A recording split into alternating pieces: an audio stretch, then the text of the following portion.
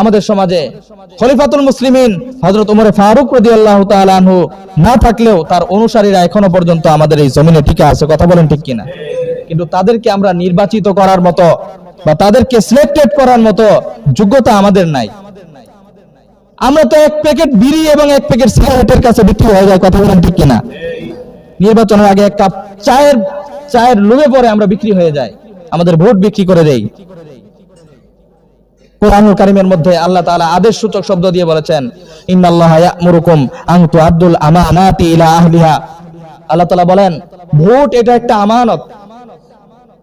এই আমানত যদি তুমি খেয়ানত করো, এই তোমার এক খেয়ানতের কারণে অপকর্ম শুরু হলো প্রথম থেকেই। তাহলে তুমি খেয়ানত করে যাকে তুমি নির্বাচিত করে সংসদের মধ্যে নিয়ে আসলা, তো সে খেয়ানত করবে না তো কি করবে? কারণ তার তো ওই স্থানে যাওয়ার যোগ্যতা নাই যাকে তোমরা ভোট দিয়ে পাঠিয়েছ।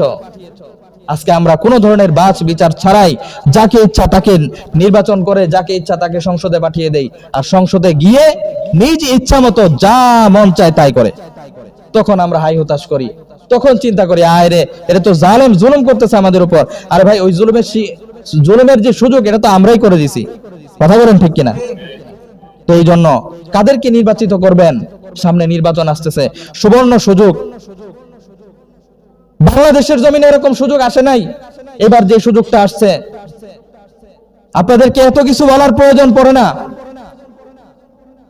আপনারা জানেন কারা আমানতদার, কারা কথা দিয়ে কথা রাখে।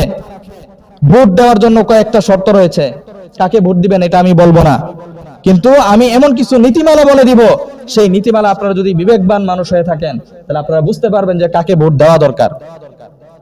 এক নাম্বার, আপনার ভোটের অধিকার বা ভোটের যোগ্য হলো ওই ব্যক্তি যেই ব্যক্তির মধ্যে কখনো মিথ্যার ছিটে ফোঁটা পাওয়া যায় না, মিথ্যা কথা বলে না, মিথ্যা কথা সে বলবে না, এমন ব্যক্তিকে আপনার নির্বাচিত করতে হবে। তাহলে রাষ্ট্রের উচ্চ পদস্থ গিয়ে সেই ব্যক্তি আপনার সাথে কথায় কথায় মিথ্যা বলবে না। দুই নাম্বার, ওই ব্যক্তির মধ্যে আমানতদারিতার গুণ থাকতে হবে। কিসের গুণ ভাই? আমানতদারিতার গুণ। যখন সে বুঝতে পারবে যে আমার কাছে সাধারণ জনগণ একটা আমানত রেখেছে, একটা আমানত আমাকে দিয়েছে, এই আমানতের খেয়ানত করা যাবে না। একটা রাস্তা নির্মাণ করার জন্য যদি 1 কোটি টাকা বাজেট হয়, তাহলে সেই ব্যক্তি ভয় করবে যে এই 1 কোটি টাকায় আমার এই রাস্তাটা নির্মাণ করতে হবে। 10 লাখ টাকা দিয়ে রাস্তা নির্মাণ করে আর বাকি 90 লাখ টাকা নিজের পকেটে ভরবে না, কথা বলেন ঠিক কিনা? আজকে আমাদের বাংলাদেশের রাস্তাঘাটগুলোর অবস্থা কি? বাজেট ঠিকই হয়,